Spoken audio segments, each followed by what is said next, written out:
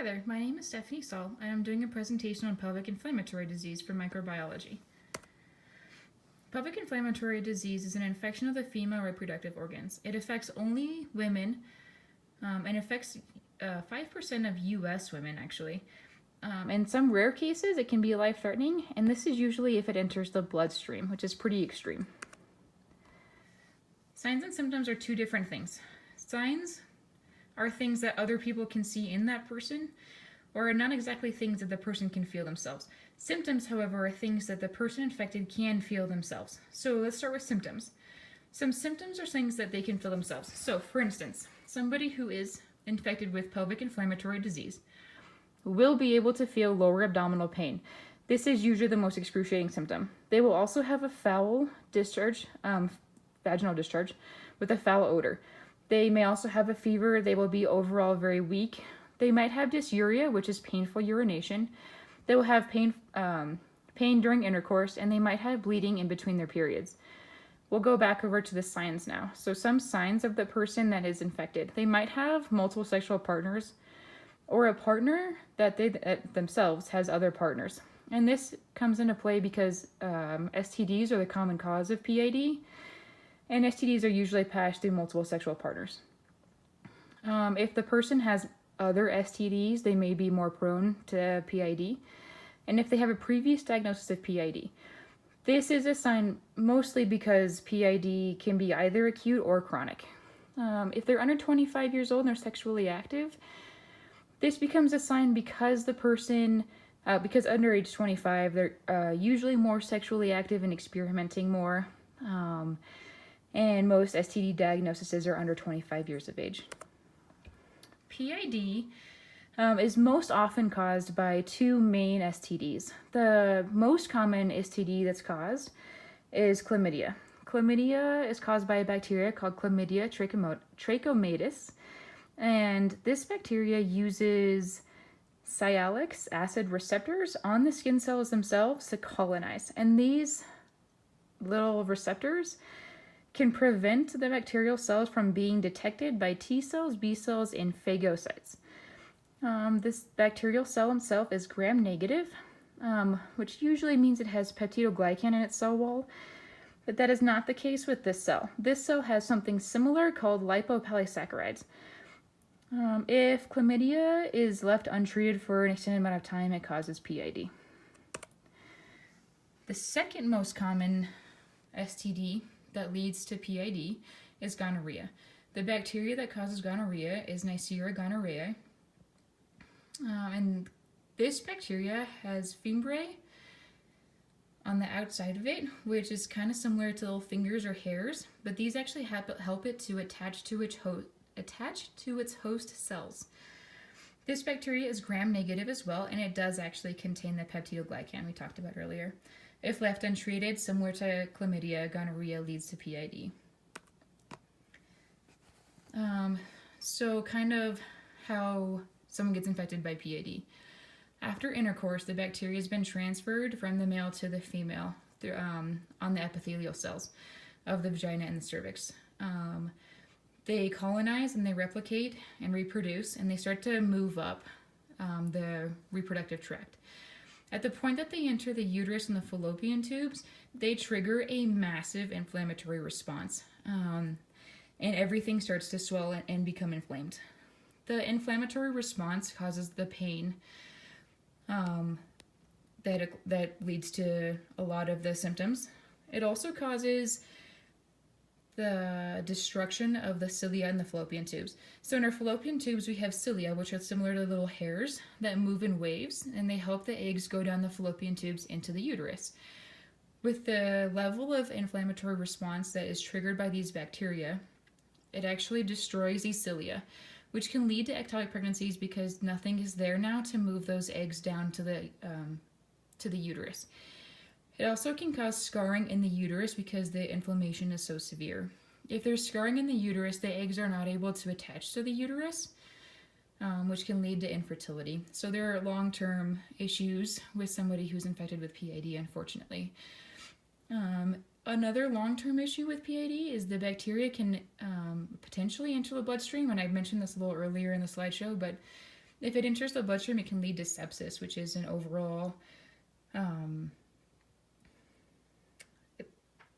a bacterial infection in your blood that can lead to death. How does a doctor test for PID? So there's no official PID test. Instead, a doctor is going to do a couple different things. They're going to evaluate someone's symptoms.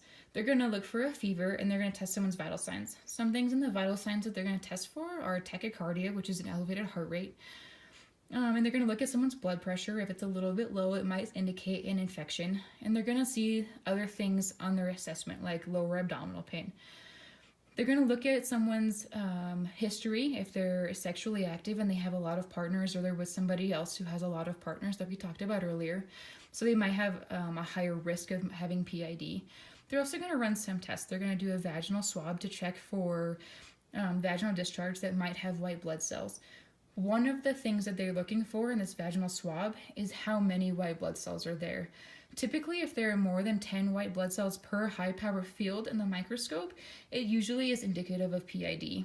It's not a tall tale sign, though. It's not for sure. It's just indicative of it. Chlamydia and gonorrhea is another thing they're for sure going to look for, because those are the two main bacteria that can lead to PID. They might also run blood tests to check for elevated sed rates and C-reactive proteins, because both of these blood tests, if elevated, are indicative of inflammation, which again can lead to being diagnosed with pelvic inflammatory disease because of the inflammation. If someone is diagnosed with pelvic inflammatory disease, there's a few different treatments for it. They can be either inpatient or outpatient, which means hospitalized or not hospitalized, and this can be for pain control or infection control. They can be surgical or non-surgical. Usually surgical means to remove fluid, because the inflammatory response can lead to fluid buildup in the pelvic area or also in the fallopian tubes, and sometimes it can even lead to abscess of those areas. 20% of the cases can be surgical. It can also use two different regimens of antibiotics because of the two bacteria that have caused the PID. It's very common every time to be on antibiotics. So regimen A can be ceftriaxone, doxycycline, and metronidazole. And regimen B can be cefoxitin, doxycycline, and metronidazole. So usually if someone's inpatient, they're going to be either on ceftriaxone or the cefoxitin, and they're also going to be on the metronidazole, both via IV for 24 hours, and then they're going to be discharged home with doxycycline twice a day for 2 weeks. We're going to go over those antibiotics specifically one by one. So doxycycline is the one you're going to take twice a day for 2 weeks. Doxycycline is a tetracycline. What it does is it inhibits the bacteria's ability to make protein. Bacteria cannot reproduce if they don't have the protein. Therefore, they can't keep wreaking havoc in your system, which means the immune system has a chance to fight it. The ceftriaxone is a cephalosporin, which prevents the bacteria from protecting its own cell wall, so the cell itself will die. And the metronidazole will be able to enter the cell wall and insert molecules and different radicals that will wreak havoc inside the cell and ultimately destroy inside the cell.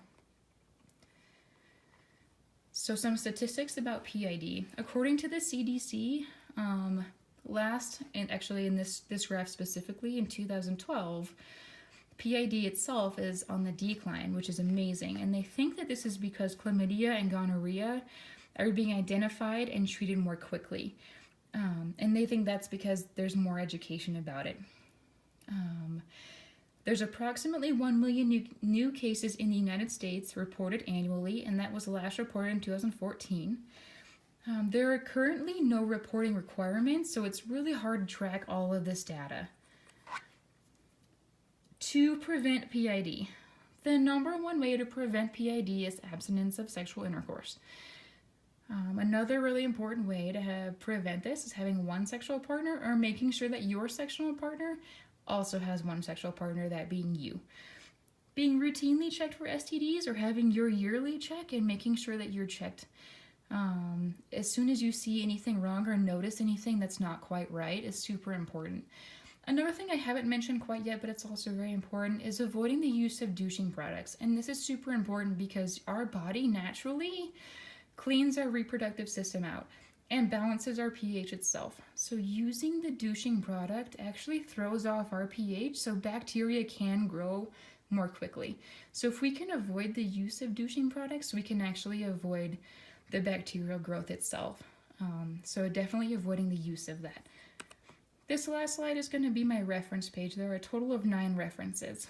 Thank you very much for your time.